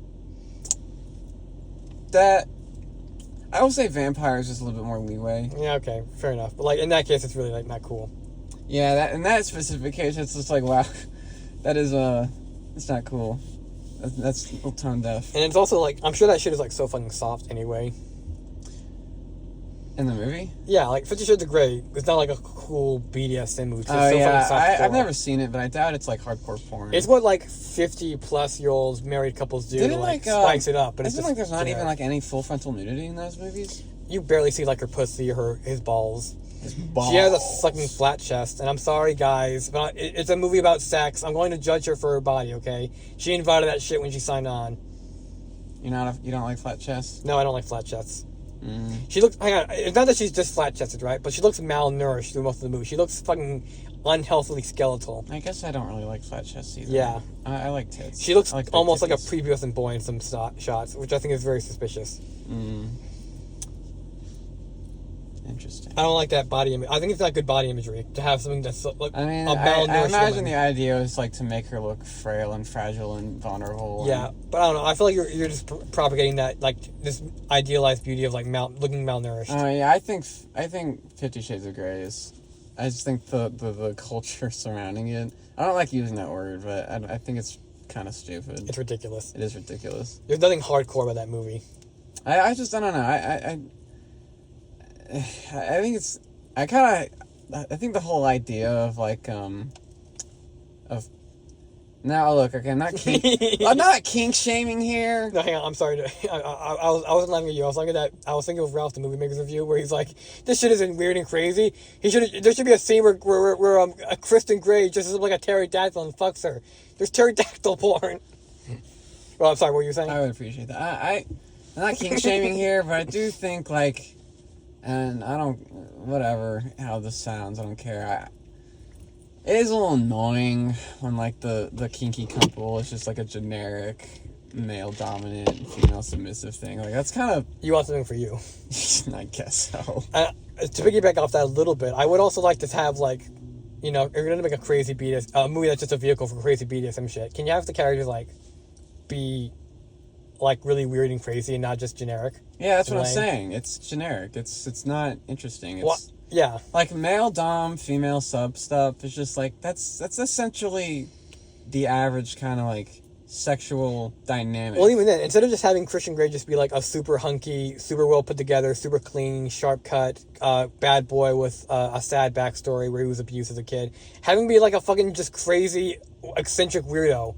Like Ed Wood or some shit. Yeah, have her like dress up as a sailor and fart into cakes. Yeah, have him dress like a pterodactyl and swoop down and fuck her. What was that thing in Better Call Saul where it's like... Squat cobbler? Yeah! Hoboken squat cobbler. Yeah, let's get some squat cobblers going on. Dude, I love how in that scene, like, he's trying to tell that to the cop, but, like, he's coming up with, like, new names on the fly. Uh-huh. Like, you know... I can't even repeat them, because I don't... They're such weird fucking names. They're very elaborate. Have you ever seen cake farts? I'm aware of what that is. Okay. I know Chris Chan did that once. What's the weirdest porn you've ever seen? Like, not to get off to, but just like, wow, this exists and I've seen it. I don't really go looking for that. You don't just stumble upon it? No. I guess one time I saw a girl... I mean, I do some little con. I guess the weird thing I've personally seen is a girl, like filling her ass with whipped cream and, like, squirting it out. Wow. And, like, grapes and stuff. I'm impressed. Honestly, that's pretty tame compared to other stuff. Other stuff I could imagine. Then what's the weirdest? No, I haven't seen it personally. I'm just saying I'm sure there's like other crazy shit I haven't even like thought of yet that's out there. I saw like I remember seeing one guy talking about weird porn parodies of like SpongeBob and Lego Movie, and I was like, I gotta see that. That is weird. I've seen the. I don't really put that in the same category because it's kind of weird in a different way. It's weirdly like really creepy. Yeah, it's because they like have weird face. They're acting like the characters. And the costumes are like really. It reminds me of that. It's almost like I don't remember the name of the video, but it's about this guy eating soup and these two dudes in like these mascot costumes, like they're like rubbing him on the back. Mm-hmm. I'm sure the audience knows what I'm talking about if they. It almost feels like analog horror. Yeah, that's what I'm getting at. Yeah, it's very off-putting in a weird way. They have to act like the characters. But weird porn I saw. I've seen porn where a midget will suddenly show up, and that kind of throws me off. It's like, oh, whoa, what the fuck is that? And it's not a little kid; it's a midget. Yeah, it is like shocking. Yeah. And I have seen a midget in porn. Yeah, I have too. She wasn't bad looking, you know. Well, I mean, it's really strange because the one I was watching, she's like really old in the face. Yeah. And so it's just like, wow, this is. That's kind of part of the course for midget. I'm not. Oh fuck! We should be saying midget. We should be saying little people. Shut the fuck up. I'm sorry. Honestly, okay, here's my hot take. That sounds way more fucking demeaning and like fanalizing than saying midget. That's true, but you know, if they insist on being called little people, we'll call them little people. We're sorry, little people out there. We know you have although you're little, we know you have big feelings. Well,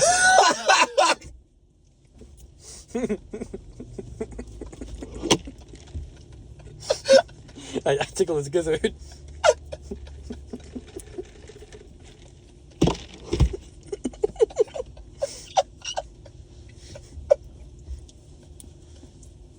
Don't do that, dude. I'm gonna spit take.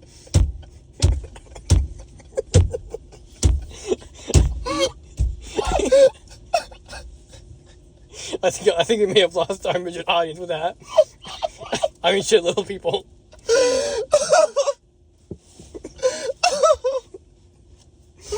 Oh my god.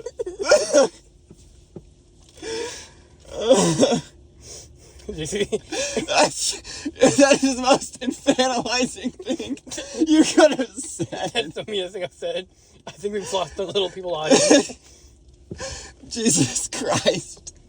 You remember that Kenny for the Spinny bit where Spinny's at the video rental store and he's like, Kenny's at the porn shop and he's like, any requests? And Kenny says, got Down syndrome midgets. Oh my god. Yeah.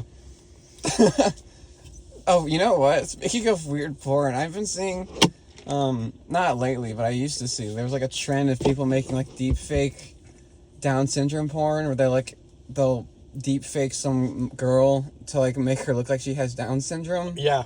To like sexify it. Mm-hmm. Very strange. Are you saying like they're making it to like she looks? It's a neurotypical woman, but she's using a filter that like makes it look like she has a Down syndrome face. Oh, okay. It's very strange. Have you seen those weird shit going on where there's apparently apps now where you can just take a photo of anyone, and AI will make it look like AI will basically determine what she looks like naked. Dude, I see that on Twitter. Like people will just be like, "Grok, put her in a bikini," and it'll do it. And they're like, just I know it's not literally what they look like naked, probably, but like isn't that like still like kind of the violating? fact that that's possible is like, yeah, that is sexual assault. Like it is to an extent, yeah. Yeah. It's like violating the privacy. I'm very surprised. AI is getting to a point like it's starting to get harder. It's in the Old West era right now where there's no regulation to it. It's getting harder and harder to tell, and it's only going to get better from here. No, it's like the internet. Like the internet started out and there's no regulation to it. Oh yeah, think about this concept. How easy would it be to like use that app on a child and make child porn? I imagine it'd be very easy. Yeah. Not to harp back on what we're saying about little people. Sorry to bum you guys But out. there's this joke Jack used to say. What was it? Your uncle said it. It's like. What do you mean? It's like we have a certain word for people who are. Oh no, that was it's from a YouTube video, and I can replay it verbatim. You want me to? Yes. Hi, my name is Jamal Jones, and I'm proud to be a midget. The only thing stronger than my midget pride is my hate for tall people, or as we like to call them, biggers. Small power, small power, small power. But I did show that to my uncle, and he loved it. Did you hear about the gay midget? Yeah. It came out of the cupboard.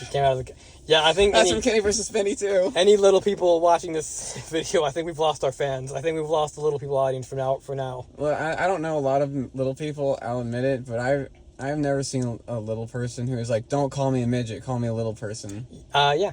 I imagine not. I mean, if I personally, Like, if I was a if I had dwarfism, I would prefer to be called a midget. Yeah, little person. Don't call me a little person. It makes me feel like I'm at Disneyland. In fact, I don't know his name, but he's a comedian. He's a comedian with dwarfism. He has like a stand-up bit called like Small Size. He's fucking hilarious. He has this bit where he's like, "Stop using my urinal." Yes, I have a urinal, ladies. Okay, it's a whole thing. Stop using it. I came into the airport one day. Some guy was using the small urinal. I was like, I lost my shit. I was like, "Hey!" And he looked over. He was like, "What?" He couldn't believe what was happening. Yeah, we're sorry. Guys, I will say it comes from a place of love. We don't hate you. If we ever met you in real life, I'm sure you guys are lovely people. We'll call you whatever you want us to call us, okay? We'll say that. Yeah, we're not chuds. We're not like, I refuse to say this. We're not, but it is just like, it's like saying people of color. How it's kind of basically just saying colored people. The little people thing came a little too late in the game for me to easily just accept it. Well, no, to me it's just like it just sounds demeaning. Like people of color just sounds like colored people. And if you prefer to be called that, I'll call you that. But like it just sounds demeaning. If you don't take it that way, then sure, I'll call you that. It just sounds that way. It almost sounds like a way that, like a racist guy would use it like to finesse his racism, like, oh, he was a person of color, but yeah, or it's like, oh yeah, he was a little person. Just say he's like a black guy, honestly. Yeah, like, so I'm not saying it as if like we refuse. It's just like I personally, and obviously we can't speak for that experience, but like it sounds that way. We're not setting out to insult people purposely. No, at least not right now. I mean, sometimes we mess up. Sometimes we mess up. Okay, sometimes we just forget. We're trying. We forget, guys. Okay, we forget. I'm like the most left-leaning person too. Probably. Yeah. So, I'm sorry we have to go on a sidetrack tangent about porn and 50 Shades of Grey and Danny Elfman and dinosaurs and... I don't think I ever answered that question. Midgets. What was the question? The weirdest porn I ever saw. Yeah. I guess I did mention... The midget. Yeah.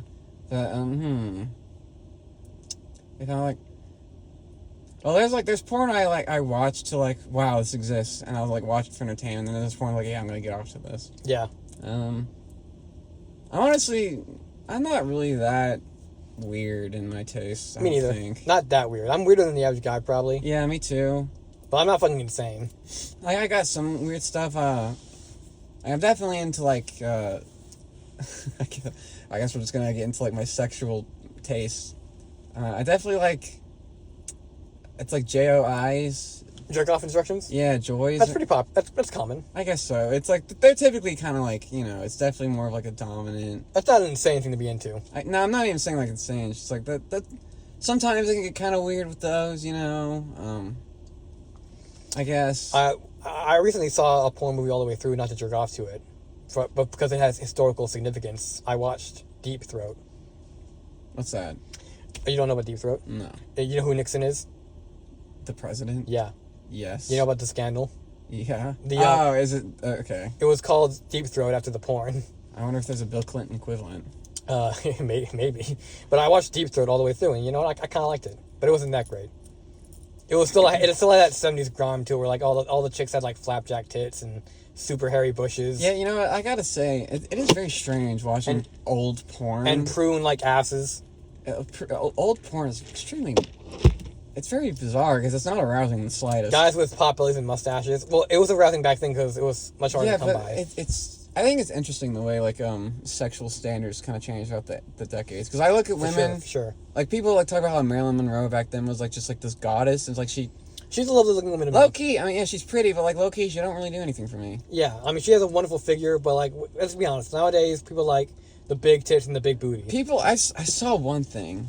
And I found it compelling. Not that like I was like, I agree, but I just thought it was an interesting take. Someone was like, we're currently in a bit of a crisis in terms of like humanity's in a bit of a crisis, and so we're seeking out women who look more fertile, and so like that's why like interesting. Yeah, it's like I see a lot of dudes, and I'm in the same boat of like being after women who are like a little bit more fertile. I guess chubbier. Healthy. I can't really. not chubby, but like they have this like healthy, not skinny. No, it's just like, they're a bit more, they got a little bit more meat They're curvy. on them. They're curvy. They're thick. Yeah. Yeah. That's definitely in right now. Fucking, when I was a kid, I remember, like, girls hated having big butts. Like, they were always like, does this make my butt look big? Yeah, that was a thing we saw all the time. And now it's like the opposite. Yeah. It's very strange. One of the most fucking ridiculous things. Let me pull it up just to show you. Just to make sure we know what you're talking about. Sorry, audience. I'm going to look something up. I'm going to be quiet for a little bit. I guess I'll fill in the gaps. My favorite kind of porn is... I definitely like solo stuff. Like one-on-one. It's easier to immerse myself in it that way. Like if like it's kind of a POV thing. Where you're like POV of the person the porn star is fucking, I guess. Mm-hmm. I definitely prefer porn where the girl's doing the fucking and the guy's not getting, like... I definitely prefer getting fucked than fucking, if you know what I mean. If you know what I mean. If you know what I mean. Hey, yeah. Yeah, get it, girl. You done yet? No. I guess I'll talk about the porn I like. I just like kind of just vanilla stuff. I like softcore. I like porn from the 2000s that had access. I like plots. dominant women. I love tits. I don't like porn parodies, but I do like porn movies from the 2000s. I've got a thing for... Stop fucking interrupting me. Sorry. I like porn movies from the 2000s that are like just plots on their own. Like Monster in the Nudist Colony or like The Naughty Resort. Like, oh, that's just fun. You get off to that kind of thing? Yeah, I don't find it distracting? I prefer the softcore stuff, honestly. I'm not into like the hardcore shit. I like just the sensual Well, what do you consider stuff. Hardcore? Like, just like super, like the girl's asshole's just fucking gaping. They're covered in oil. She has like she has like a ball gag or some shit. Oh, yeah. That's just... I can't immerse myself in that because like, I'll never be in this scenario. Yeah, I like the more tender, soft I don't want stuff. to be in this scenario anyways. I like the tender, sensual, soft stuff that has kind of corny, silly, endearing plot. I kind of like... I'm not into roleplay. Like, I've tried that IRL with people, and it's like, I'm sorry, I can't. I just can't get into that headspace. But I guess I kind of like it in porn a bit. Like, if it's like role-playing. Yeah, if it's like characters playing like kind of silly setups. Yeah, like I definitely like like boss and employee, things like that. Because I can't find a great image of it, but I'm just gonna have to do. What? So the most fucking ridiculous, insane thing I've ever seen Jordan Peterson say, and that's by a country mile, by the way. That says a lot. Yes. Is that insane fucking statement he said about he was going to go after like this body positivity thing where like fat women are getting into magazines. And he was like, this is not what a natural woman looks like. But instead of just picking out like a gigantic whale of a woman in a bikini, he decided to say, this is not what an attractive woman looks like.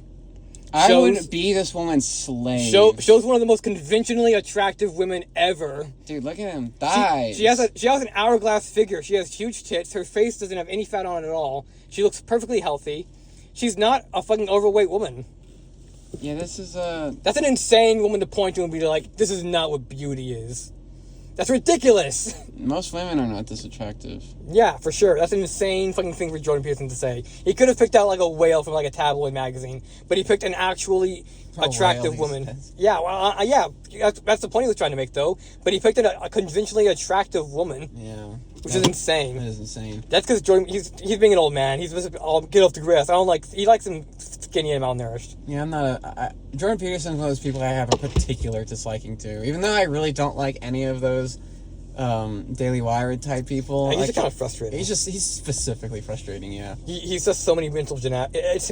It's hypocritical too, because he's like, one of his rules is like speak clear and concisely, and people still debate what he means when he says things. Yeah. Because that's a tactic, though. He's just trying to overwhelm people. Okay, well, to be fair, I have seen a recent clip of him saying that he does believe in Jesus Christ. And I'm like, okay, well, he admits it at least. He's willing to say it. I'm glad we got here after so long. Yeah. What's the definition of do? Who gives a shit? Ridiculous. I'm going to do your mom. How about that, Jordan Peterson? He has that weird thing in his book where he's talking about grabbing his grandma's pubes and... What? Oh, what? Didn't you send that to me?